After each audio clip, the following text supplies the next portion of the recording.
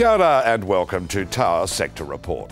This week we take a long-term look at what the current boom in commodity prices will mean for our farmers.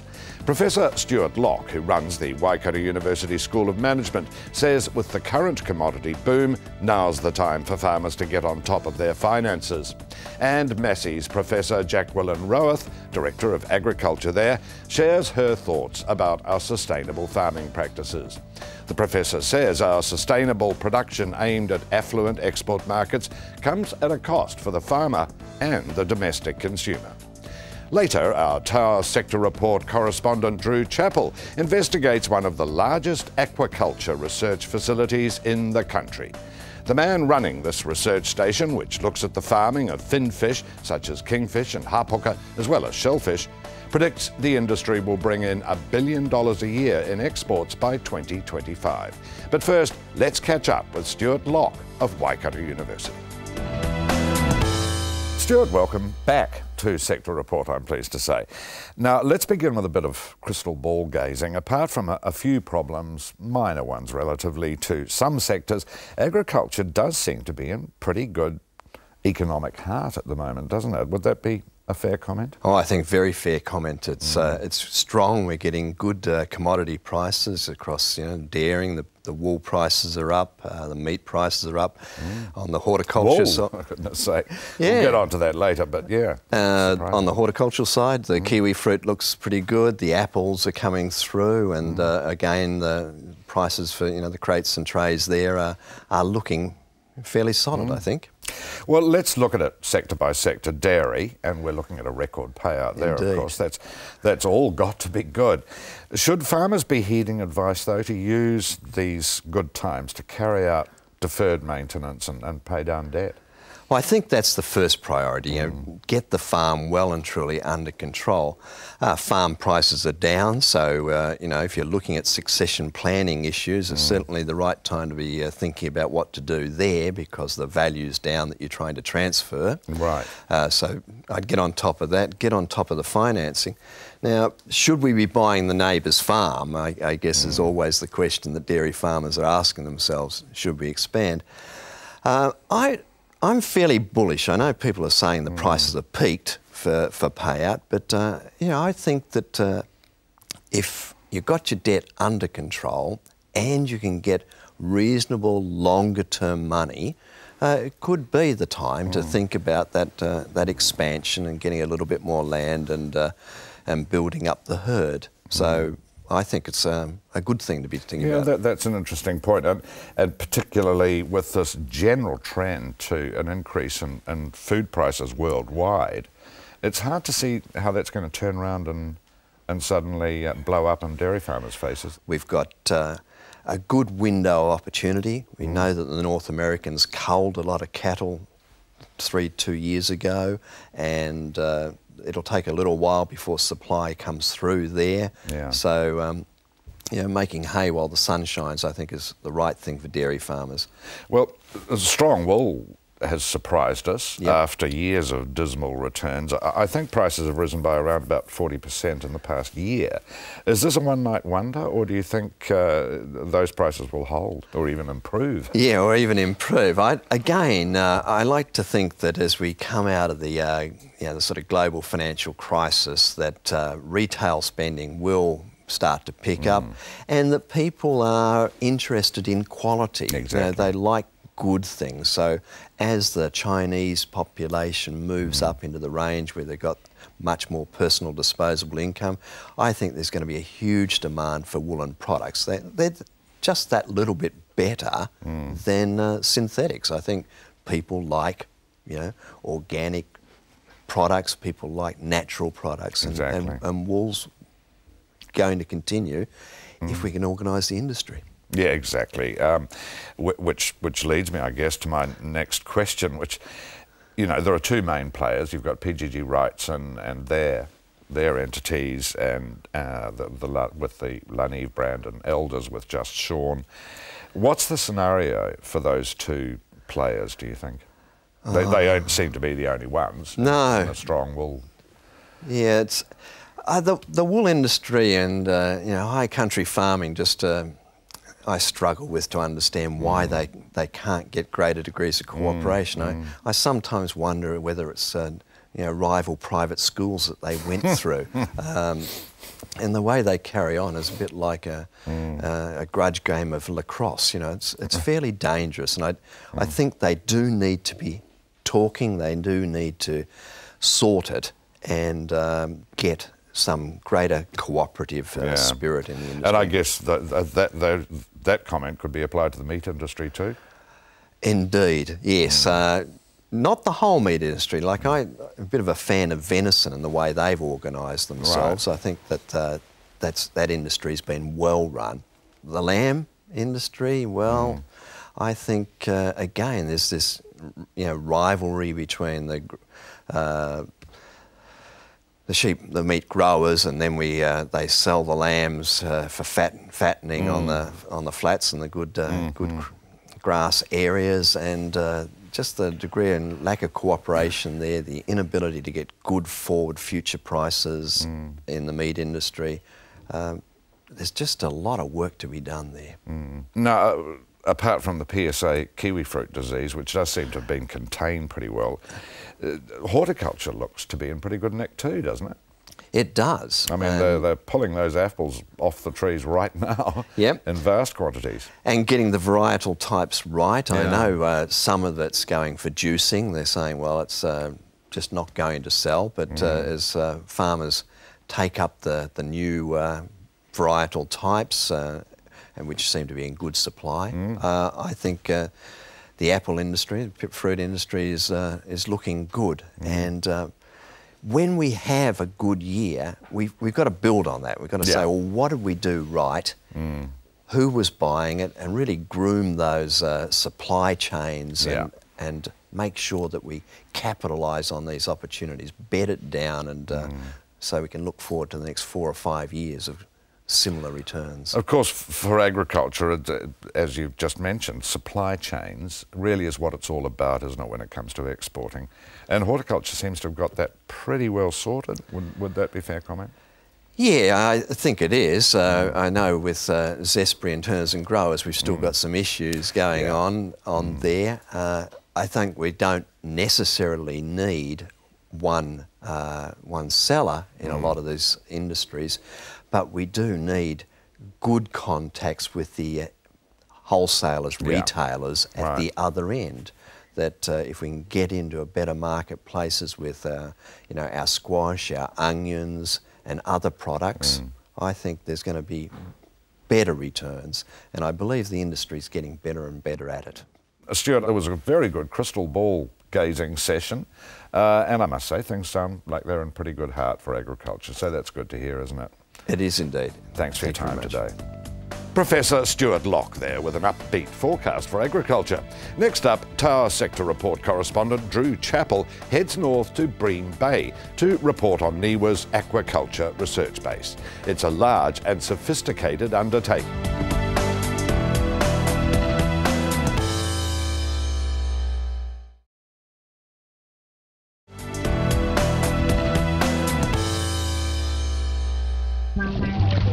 Mention the term fish farm and you're likely to elicit images of thrashing, crowded, pellet-fed creatures cooped up in tiny tanks and shipped off to meet their fate in restaurants around the world.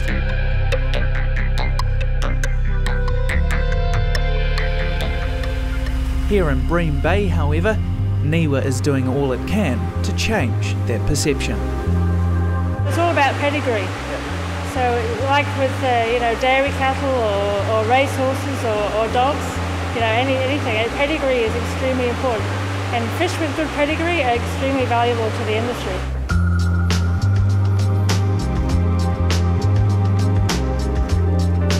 Dr. Michael Bruce heads up NIWA's aquaculture park here, just south of Whangarei. In the open air, it's as picturesque a spot as you're likely to find in Northland, but there's a lot going on behind closed doors too. This is one of our main Harpooker broodstock tanks. Yeah. As you can see, they're quite a curious animal. They come and see what's going on. They're a lovely animal to work with, actually. Yeah. What we've done, we set up a population of males and females in here. Yeah. They spawn naturally. We control their light environment, their temperature environment, to emulate what's going on in the wild, but by having that control we can get them to spawn when we want them to spawn as well. So the eggs are spawned naturally in here. Because the eggs are buoyant, they float to the top. We skim them off the surface of the tank and then they go into the hatchery, which you develop from there. The team is working on an efficient way to breed and raise hapuka or groper, as they have done already with several native fish species. The team has already taken kingfish through to a point where it can be commercially spawned and bred and identified desirable genetic traits. Jane Simons is one of the foremost experts in the world on the aquacultural development of salmon species and says the same basic principles apply when dealing with any finfish. What sort of characteristics are you looking for in a good fish? I mean, what makes it desirable genetically? The time it takes an animal to reach harvest size is very, very important for the industry. And the shorter that time, the quicker you can get the fish to market, and the lower the cost, and also the lower the risk. So you don't just select a fish that eats a lot and grows well, but also one that eats efficiently and grows well. It's a project that the government believes is of national importance. There is a huge demand for seafood all over the world, and it's an industry already worth billions of dollars to the country. Dr. Michael Bruce and the team believe they're in the perfect spot to make the most of this opportunity. Here in Bream Bay, just south of Whangarei, Niwa are in almost the perfect location for aquacultural research. Built on the site of a power station abandoned more than 40 years ago, all the infrastructure already exists to both bring the salt water in and pump it back out again. But it's what goes on in the water that is the main cause for excitement. Steve Pether is the chief technician at Bream Bay, in charge of developing the systems to measure the health and development of the fish through their life cycle.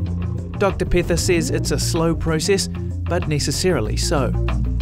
It's a step-by-step process. There's no magic answer. It's a slow process, but it is a process that we have to go through. And I suppose once you're finished with one species, there's always another one. There's always more research to be done. There's always improvements. Yeah. There's always fine-tuning and improvements. I mean, you get the techniques to a point that it can be applied by a commercial industry, and there's more questions. You know, the more development there is out there, and the more farming, the more science questions come out, and the more improvements you can make. I mean, salmon farming has been done for years, decades, and there's still a lot of research on it because there's still improvements to make. The partnership with private companies is a crucial part of the business at Bream Bay, all designed to benefit the industry as a whole. The Crown Research Institute is involved in several research projects involving private companies looking to streamline the aquaculture process. One area where they are working particularly hard is in feed development. At the moment, most of the finfish are fed with pellets made from a mixture of fish meal, oils and other organic matter.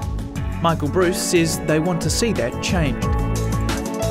The holy grail for the industry is to get towards not actually having any fish oil in the diets. I think that'll be quite hard to achieve, but certainly nowadays the amount of fish meal in aquaculture diets is very low, down to about sort of 5%. While that may be some way off, the industry's goal to become a major player in our economy is not.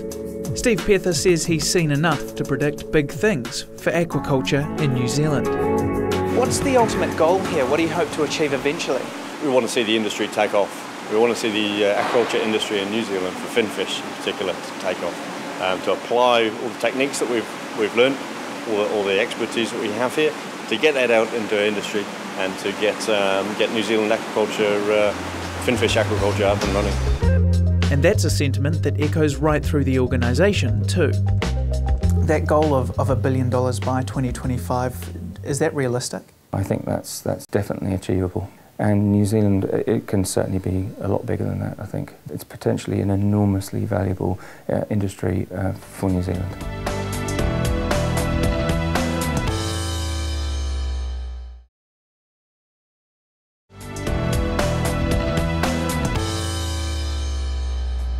Welcome back to Tower Sector Report. We return to questions about the route New Zealand agribusiness is taking with Professor Jacqueline Rowath, Director of Agriculture at Massey University. She says we're at the top of our game with sustainable farming in virtually every sector, but it does come at a cost. Jacqueline, welcome to Tower Sector Report. Nice to have you back in the studio again. Now, you've got quite a bit to tell me about what you'd like to be seeing in your crystal ball as far as New Zealand as a food producer is concerned. Are we getting it right with our farming methods from the consumer's point of view? And I mean the domestic consumer here and, of course, our export markets. Increasingly. Our farmers are at the top of the game in terms of being able to produce product environmentally sustainably. We are leading the world in what we're doing in terms of greenhouse gas emissions and being able to ship product to other places. It's increasingly challenging, however, because we are putting more sort of welfare regulations around what we're doing, and there is quite a cost to that. What do you mean by welfare regulations? Things like farrowing crates and sow stalls, and the animal welfare and battery hens, and many of us do not appreciate hens being in cages. On the other hand, 82% of eggs sold in New Zealand are still from battery cages, and people have options, and they tend to think about the back pocket, the bottom line. So it's prices that drive it. It's prices. Everybody still looks at prices when they go into a supermarket. What we might be able to do in New Zealand is aim at the affluent 20 million around the world, but there are costs in that as well. We can feed about 20 million people on a calorific basis, in addition to the people domestically. But if we're aiming for affluent and we can get those prices overseas because people are prepared to pay for sustainability in terms of water and nitrogen and carbon, animal welfare in terms of green roaming around pastures looked after nicely by people, and the people welfare, remembering that we have the minimum wage, we have the Holidays Act, we have ACC. It's actually quite expensive in New Zealand to employ people.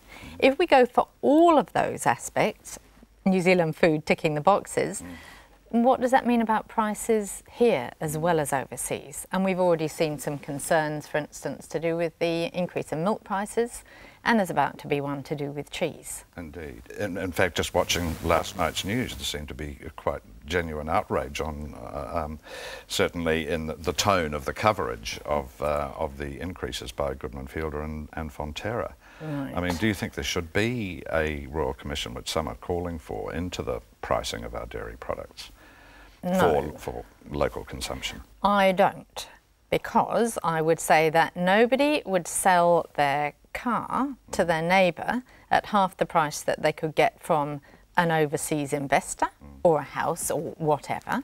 So we do need to think about the market forces. So there is no reason for things being cheaper in this country than they are overseas. In fact, there's a reason for them being more expensive because we're a tiny weeny little market. We're only 4.4 million people at the moment. Exactly.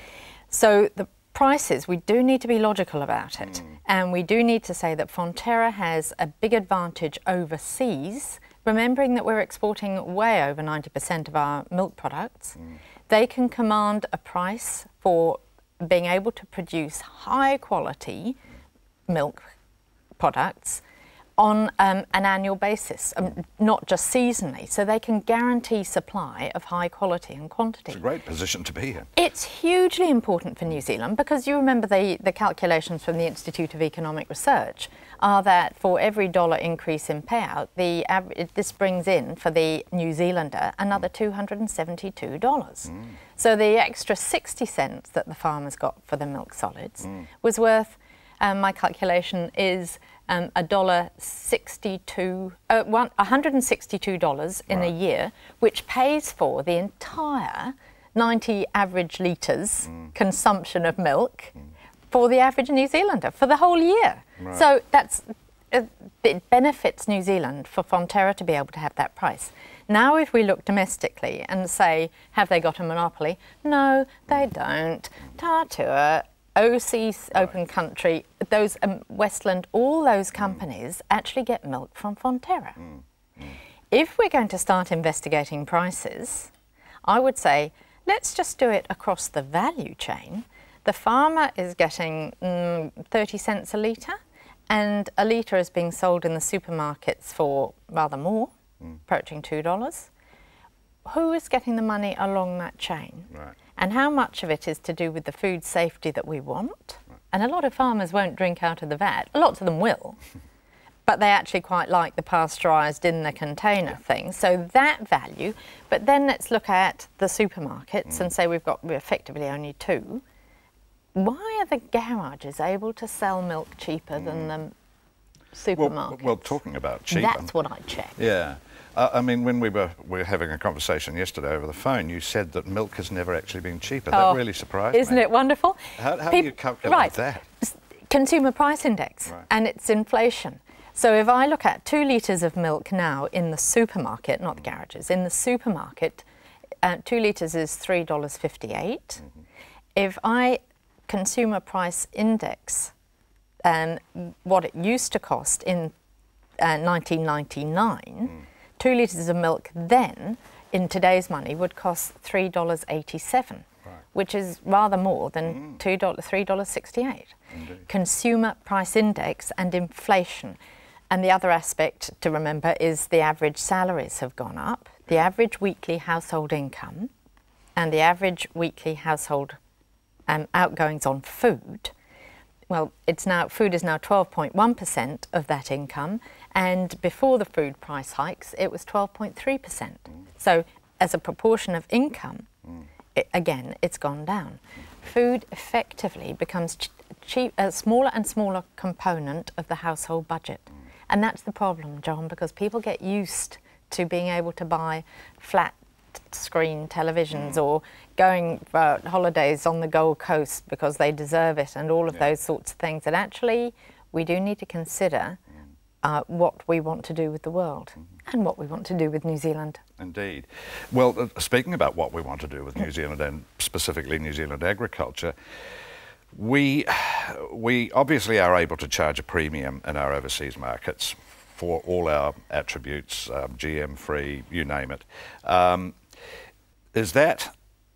Do we need to rethink that? Should we be rethinking the way we farm? Should we perhaps be keeping birds in cages? Should we be perhaps dairying undercover and the like? Heaven forbid. Well, there are two aspects to this. One is we're able to get a decent price for our milk products because Fonterra has this commanding position externally. We can do the same with kiwi fruit because of Zespri. Exactly. We're not managing that with meat. It's much, much smaller, and the meat companies do tend to trade off each other and bargain down. And the statement from Chris Kelly, Chief Executive of Landcorp, at 2009, that 4 meat companies had said, come with us, Chris, we've got the exclusive deal with one of the big UK supermarkets, just stays in my mind, and we're still in that position. We need some consolidation in the other areas. Approach. Absolutely, New Zealand Inc is a great way to go. And we have the brand already. Remembering, branding is 5 times more important than advertising. If you've got a good brand, it will take you an awful lot of money in terms of advertising to actually achieve it. So our brand is 100% pure and clean and green. So it's very silly of people to start saying, yeah, but we know what's really right. That is absolutely damaging for the country. You know the importance of word of mouth. Absolutely. 67% of all consumer decisions are made on word of mouth. And most people, 90% of people, trust word of mouth more than anything they read.